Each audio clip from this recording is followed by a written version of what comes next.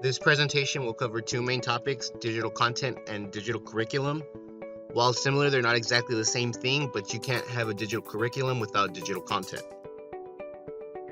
Specific information we're going to be covering in this presentation are what exactly is digital content, what exactly is a digital curriculum, how can it be instituted in a classroom, and how it relates to technology and how it can benefit our students. So now that we know what we're going to be speaking about, let's dive in. Let's begin with digital content. Digital content in regards to education is the incorporation of multimedia and online platforms, online tools, anything with the internet in association with the classroom. A good example of its use in classrooms can be seen when students are using either their Chromebooks or their iPads, which has only been around for, let's say, the last decade or so. So any information being turned in using an iPad or a Chromebook, any information being looked up, or any assignments being given out to be completed on those platforms is digital content. And while digital content in classrooms isn't something new, its use in the last 5 years has definitely increased. Additionally, it's also the foundation for a digital curriculum, which has been an emerging trend in the last year or so. So first, let's begin by explaining what a digital curriculum is. A digital curriculum is an online platform which provides students with lesson plans. It provides teachers with automatic grading. Students can take it on their own pace, and they could even do it for online certification if they so choose to.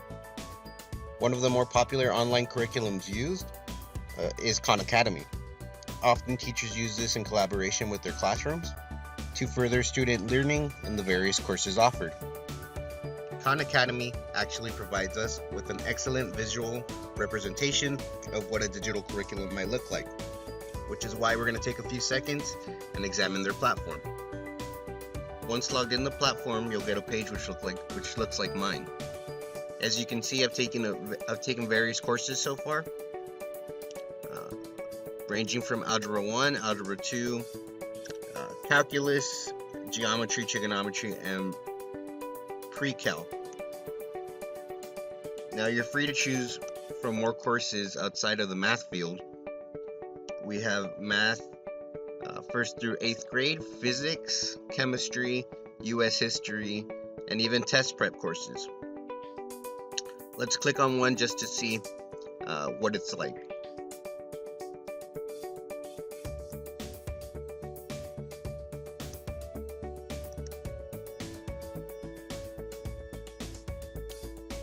Now the first thing we have here is an optional lesson to take if interested, an introductory lesson,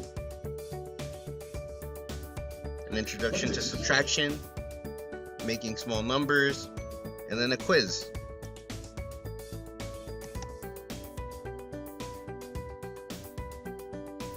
The quiz then assesses you on the lessons just viewed. And as you can see, when you get the answer correctly, it informs you. However, it does the same if you get the answer incorrect as well, as we'll see right now. Get enough questions wrong, and you'll be informed to try another problem. But for the sake of time, let's get all these answers correct, and then speak more about the platform at hand.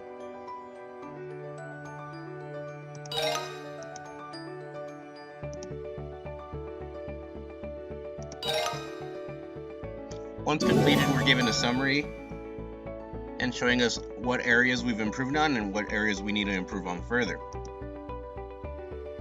And after we're done with this unit of the lesson, we can take a unit test. After completing, we are then given a percentage of the course done, and once we've reached 100%, we should more or less be competent in the subject matter. Although this is a brief overview of what a digital curriculum can entail, as we saw with Khan Academy, they did have lesson plans. It was automatically graded.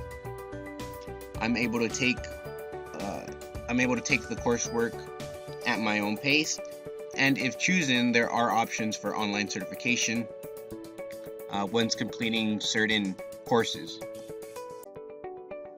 Now that we've seen what a digital curriculum may look like, and we've spoken a bit about its benefits, now it's time to talk a little bit about some of the drawbacks it has. Common complaints voiced about digital curriculum can be seen on my right side. For one, it requires modern technology.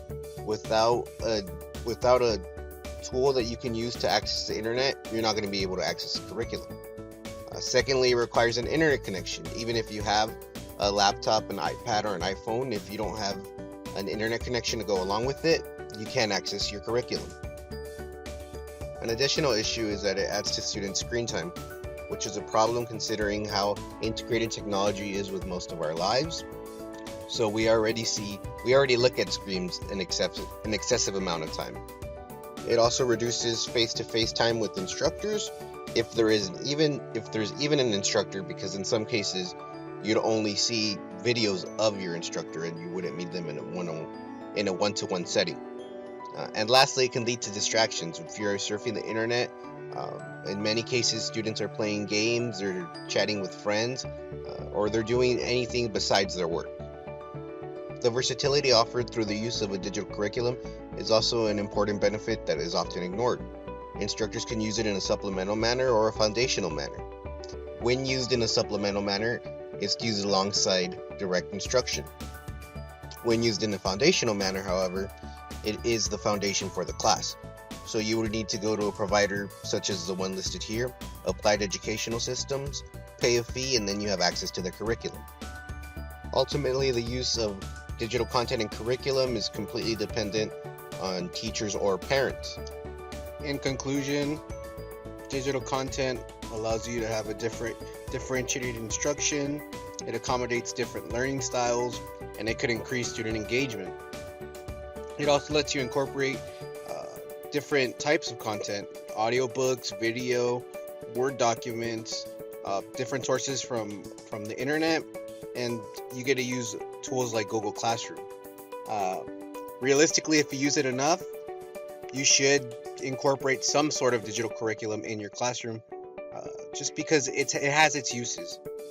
Now, should it be foundational, as in your entire class? Maybe not, because it's such a new trend that we don't know exactly what are the pros and what are the cons in the long term. However, using it to supplement your lesson plans seems like a good idea. If you'd like further information about digital content or digital curriculum, please feel free to examine any of the sources I used, which helped guide me in creating this presentation.